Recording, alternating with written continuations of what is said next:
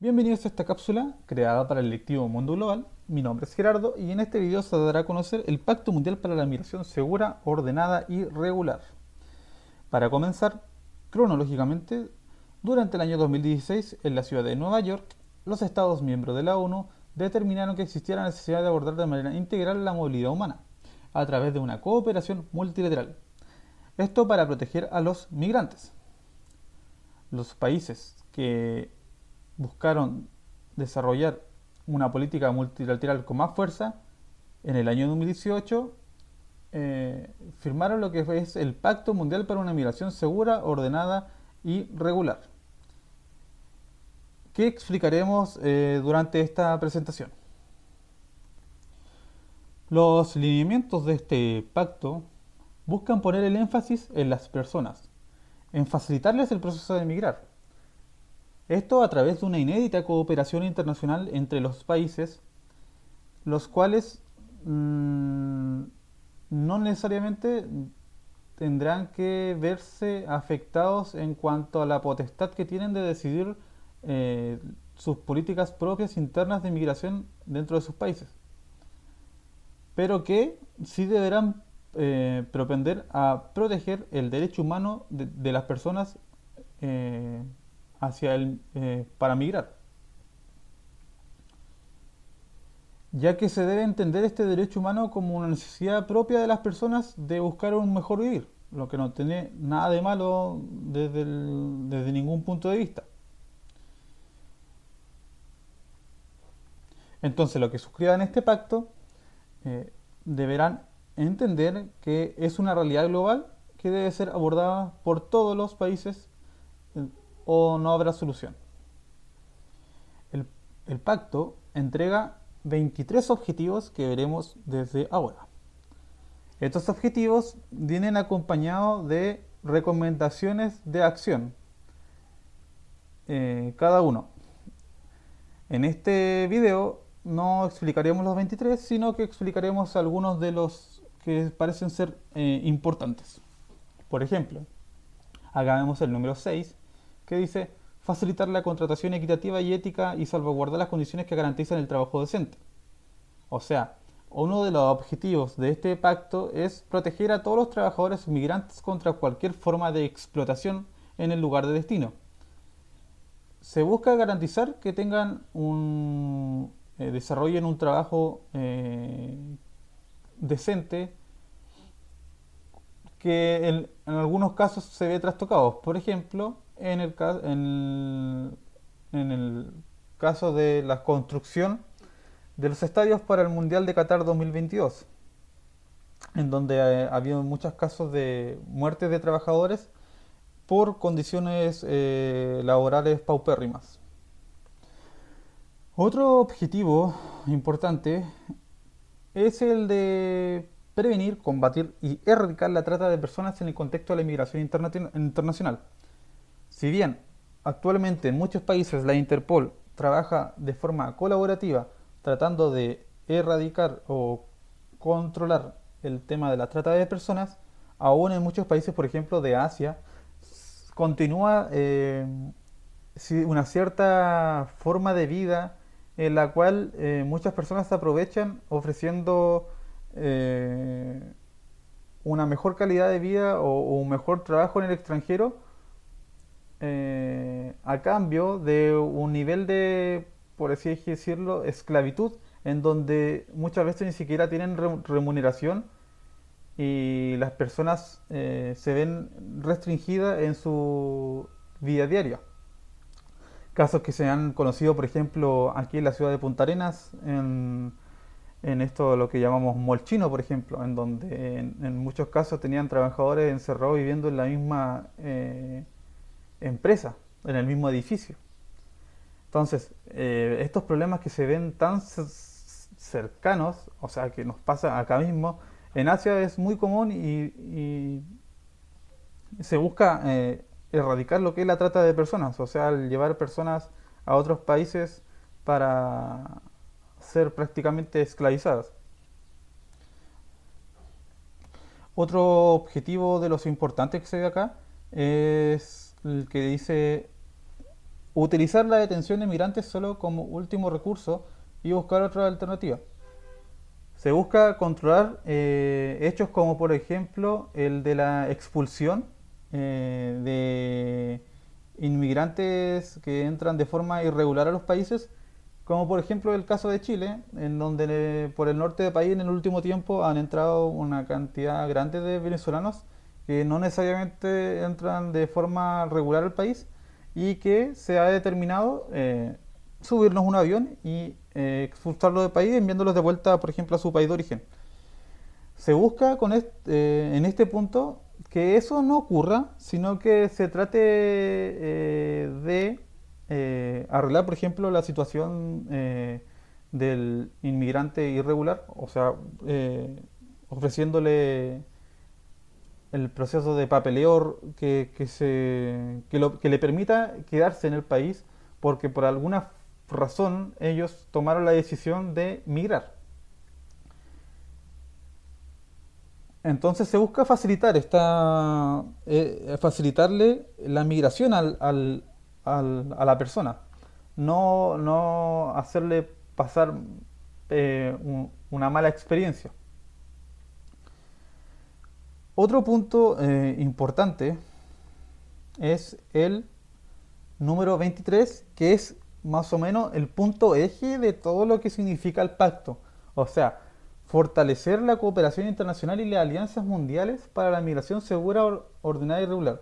O sea, en este objetivo se entiende se da a entender de que la razón del pacto es el que los países entienden que la única forma de resolver el problema de la migración es en forma conjunta entre todos los países con políticas multilaterales, ya que hoy en día todos los países son o lugares donde el migrante sale, transita o llega. La globalidad ha provocado que prácticamente todo el mundo esté migrando por razones laborales, por ejemplo, o por razones forzosas en algunos casos, pero en mayor parte por razones laborales. Entonces lo que se busca a través de estos pactos es generar una mejor, una forma expedita, eh, tranquila y protegida eh, de migración. Bueno, no todos los países suscribieron el pacto porque hubieron muchos países que no les gustó la idea de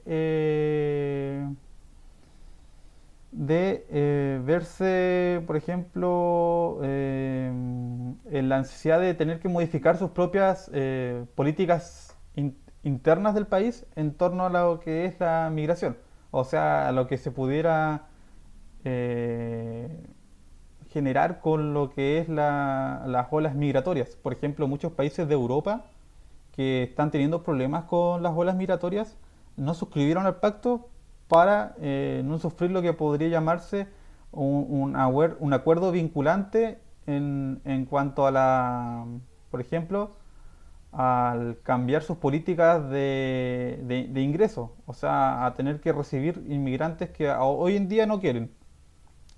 Esto suele pasar, por ejemplo, en Estados Unidos, aquí en América, o en Chile con la política actual que ha desarrollado la presidencia de Sebastián Piñera, que vamos a ver ahora a continuación, en la cual el presidente Piñera tiene una política en donde sí recibe inmigrantes, pero de forma regular.